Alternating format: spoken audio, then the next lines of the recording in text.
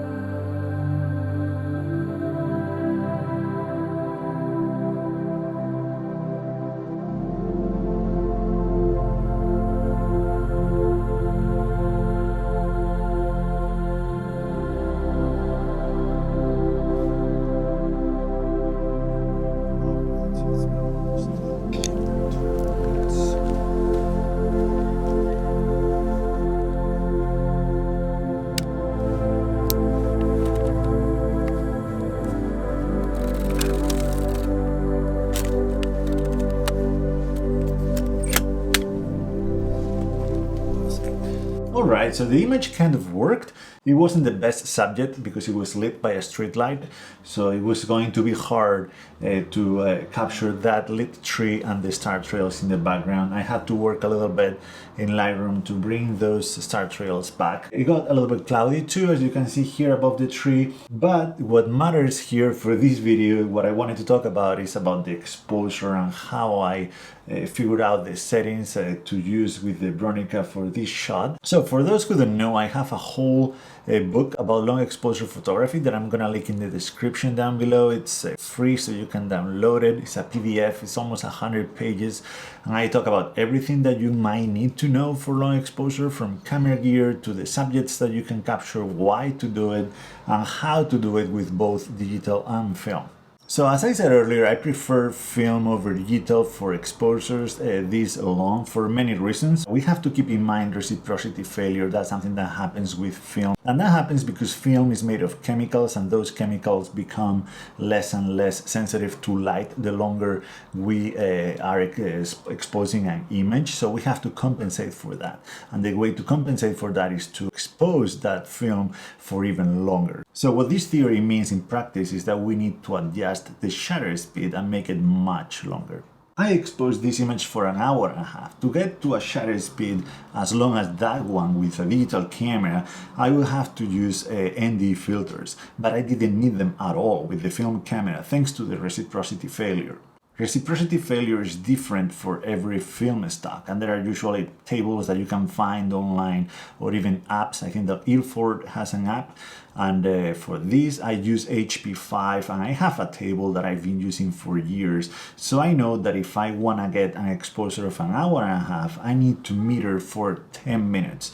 So to get this exposure, to get this brightness with a digital camera, I will have to have the shutter open for 10 minutes. But to get this same brightness with film, I need to have it open for an hour and a half. I'm gonna show you really quick how I did the math for this.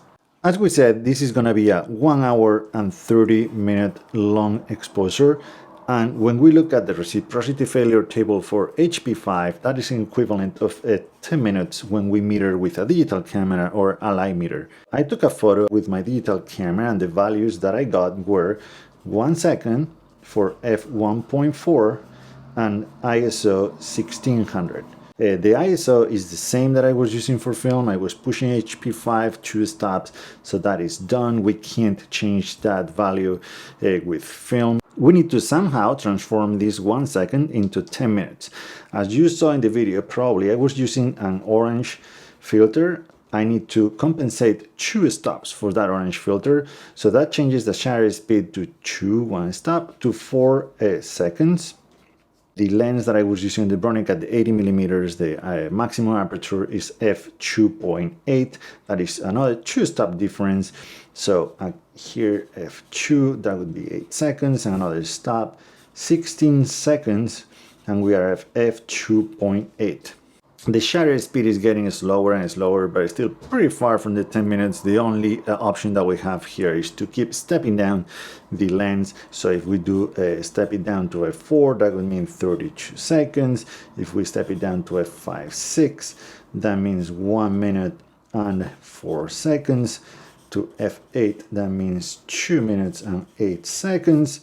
To f11, that means 4 minutes and 16 seconds. And finally, f16, that means 8 minutes and 32 seconds. And this is what I went with, a series of f16, pushing HP5 to 1600. 8.5 minutes, but that would be for digital. We need to compensate for reciprocity failure. So I kind of eyeball this. If 10 minutes were an hour and a half, 8.5 minutes, I suppose, or I assume that it was going to be around 1 hour and 15 minutes. That's what I did. And the image turned out pretty well when it comes to the exposure values. And this is how I did the math. And this is what I wanted to share about this. Some people had asked me in the past about this topic. It's a little bit complicated to explain, but I hope that this helps someone. If you still don't know, if you still it's not clear for you, please leave a comment down below. I'll try to get back to you, or send me an email from my website, and I'll try to help you. And now some of my favorite long exposure images I've made at night. Thank you so much for watching, and see you in the next one.